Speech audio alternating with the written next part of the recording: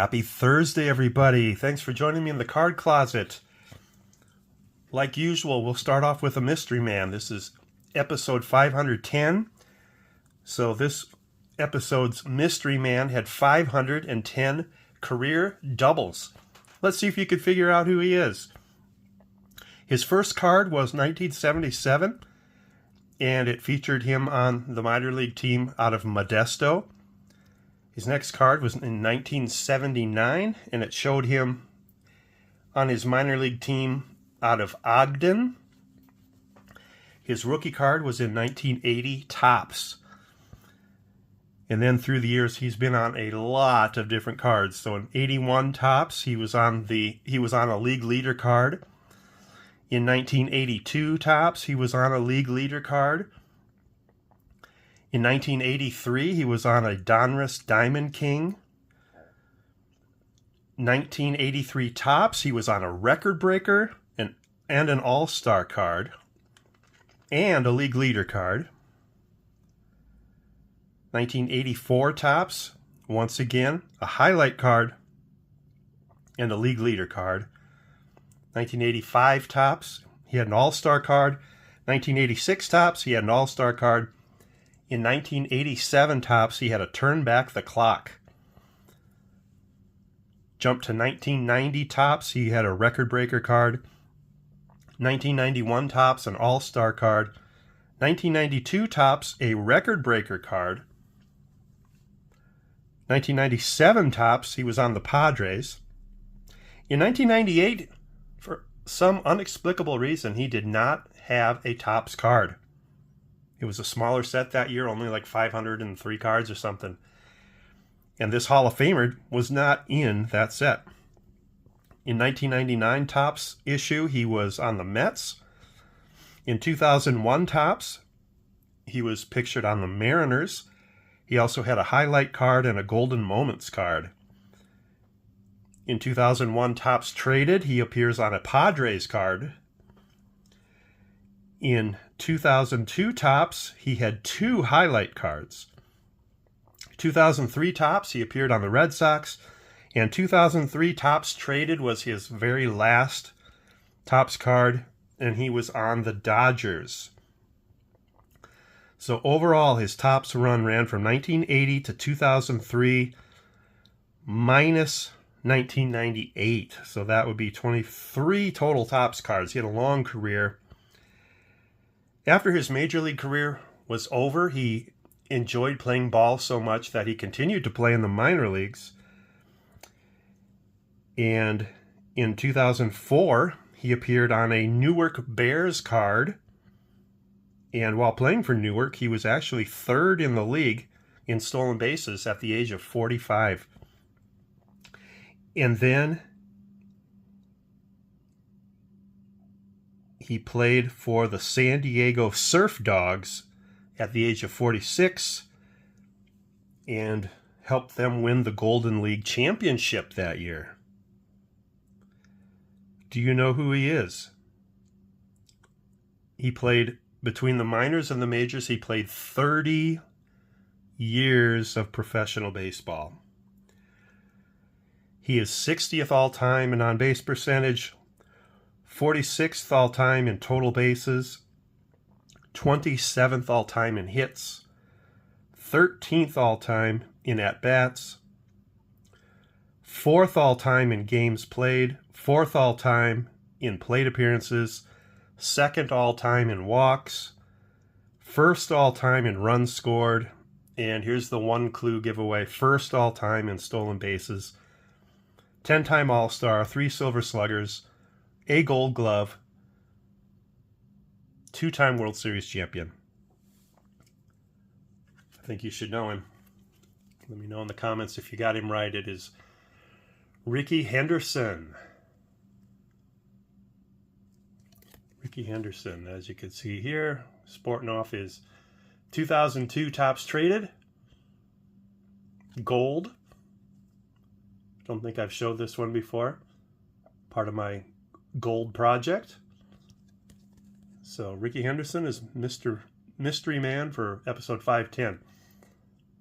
Look at the career leaders in the stolen base column. Red signifying that he led the league. Notice that long line of red. And there's this one season right here where he did not lead the league because he only played in 95 games. So here's the trivia. And you can't look this up. Who led the league that one year that Ricky didn't, in that long stretch of years? Who led the league in stolen bases that season? My email is on my About page. So if you know the answer to that, send me an email. And I will take all the people with the correct answer and do a drawing. And the winner will receive one of two things. Either a short stack of Rickey Henderson cards that I have for giveaway. Probably going to be heavy in the 80s and 90s. Or if you're not into that, or you've got a lot of Rickies already, this Topps team set of the Boston Red Sox from 2022 is an option too. I was organizing my team sets this past week and realized that I had two of this. So here's some of the players that are in there. Jarren Duran, Chris Sale, Rafael Devers, Xander Bogaerts. So you'll get your choice between those prizes. All right. I tell you what, guys. I am so pumped for the National. It's really hard to believe that I'm actually planning to go. And, barring some big change happening, I do plan to be there. I've seen a few people talking about the National already. And it's going to be a good time. I'm going to go out on Tuesday, and I'm going to drive back on Sunday. So I'm going to be there for the duration. I've got my hotel booked. Every now and then I check hotels, see if there's something a little closer. I'm about a mile and a half away. Mile and a half. But I'd like to get a little closer if I can. But nothing's opening up. So I've heard the hotel situation kind of changed this year as far as availability across the street. And unfortunately, I won't be able to probably be across the street. But I'll keep checking. There's a channel, which I'll link here in the description. There's a YouTube channel called Craigslist Hunter, and it's a guy that owns a pawn store in metro area Chicago, and he just sets his camera up, and you can watch people come in and sell and barter with him. And I'm going to probably make a trip to that before the show opens, like on Wednesday morning. So unless some of you know that I need to get in line first thing Wednesday morning for the afternoon opening, if I need to do that, let me know. I have no idea what to expect for a line when it opens at 3 o'clock, 4 o'clock to the general public on Wednesday. But assuming I don't need to be there bright and early and in line, I'm going to give this pawn store a visit, bring some things here from home that maybe he'll be interested in buying from me. But yeah, I'm pumped about it. I've been hearing from a lot of people that they're going to be there. Baseball Collector announced the YouTube get-together officially recently. It'll be Thursday night, right across the street. And I don't remember which hotel, but you all know. So I'm excited. Love getting out on the open road, taking long drives. So this will be great, especially, knowing that at the end of the drive is National Card Show. So I'm really excited. This week, I'm going to start with the biggest card.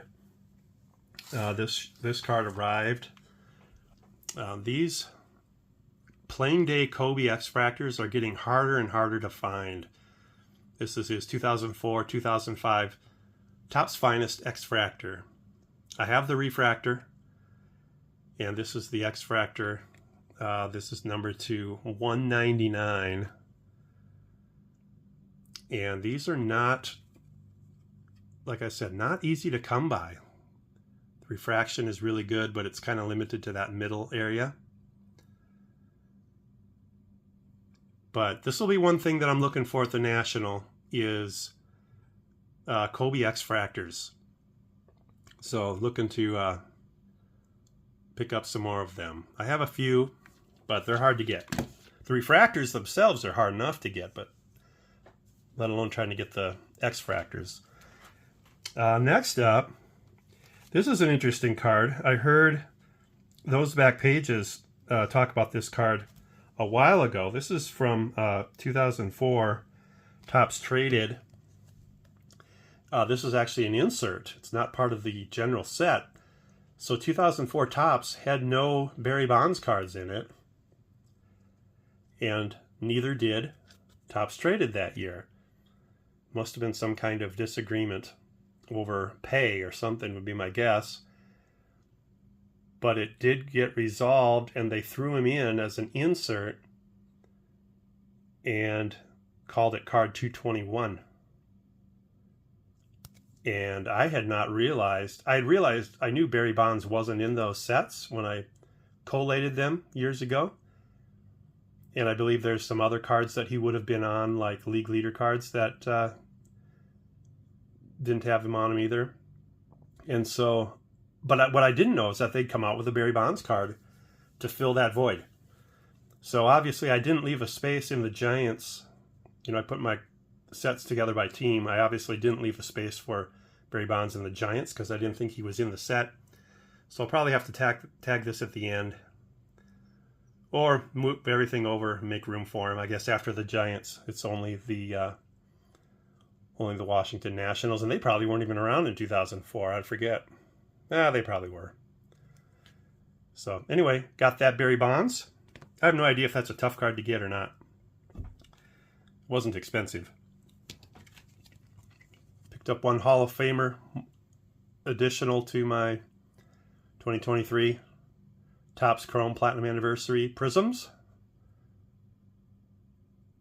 Got several more coming from some purchases I made on eBay. I got a gift card from work, kind of a customer or employee appreciation thing, and I bought a bunch of supplies. I bought 800 more Ultra Pro Platinum pages with it, and then a bunch of cards. So the only one, after I get those in, and I'll show them when I get here, but the only one I'll be missing is Nolan Ryan after that. All right, let's jump over to football. This is Dynagon. The brand is Pacific. So this is a Pacific Dynagon, numbered to 99. I saw it. It's a nice shiny card of Bettis. So I picked it up like that. Shout out to Scoots Collectibles, and shout out to John Mangini. Hope to meet you both at the National. And then another Steeler, Jerome Bettis. I'm not, if I pick up Stadium Club, great. I don't have a project to get every Steeler and Red Sox player in their Stadium Club issues like I do Topps. But what I loved about this card is that Jerome Bettis is passing. So I looked him up. In his career, he made 6 pass attempts, and he completed 3 of them for 63 yards and 3 touchdowns. So every pass he completed was for a touchdown. Probably one of those okey-doke plays that the Steelers ran during his career. And his QB rating is 87.5. Passer rating, I guess. Not QB rating. He's a running back.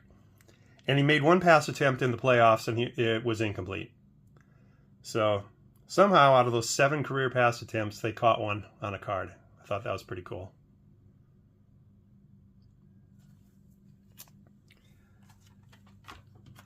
Picked up a basketball card here to complete this run. This is the 17-18, I believe. 16-17 Pacific Revolution, and this is the Galactic Parallel. My Laker player of that year was D'Angelo Russell, and this was the only one I still needed. All these years later, I still didn't have a Galactic of him. So there you go. Beautiful. Love it. Love that shine. And then finally, my first look at 2025 Topps baseball cards. I ordered this Topps Factory Complete set. my local card shop. Every year I ask him if he's going to get the Red Sox, and he never is. So let's open it up, see what's in it. Take a look at the 2025 set.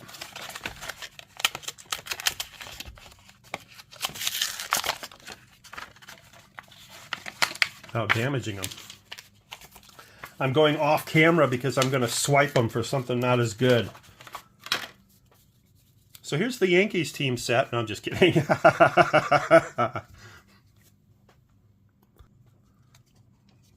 All right, so being the that it's the factory issued one, the card numbers are BOS dash and the card number 1 through 17. So we got Ceddanne Rafaela, Tristan Casas, always injured, the dearly departed Rafi Devers, David Hamilton, Tanner Houck, Connor Wong, Masataka Yoshida, hopefully he can get healthy. A lot of injured Red Sox players. I sent a text to Picker Jim after one of our guys got injured again. I said, why do we have so many players on the injured list?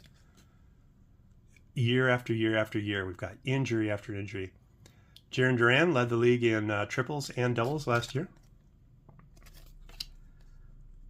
Lucas Giolito, Garrett Whitlock, Trevor Story, another injury story there.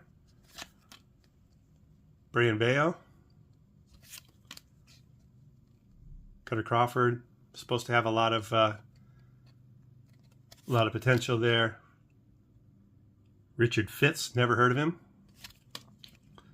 Nick Sogard, Rob Refsnyder, supposed to be a high potential guy as well. But so looking at the 2025 Topps design, I kind of like it. You know, the swoop that starts up off the card here and ends off the card down here. You know, it's nice. It's a nice looking card. I mean, I'll give it a thumbs up. It's not my favorite.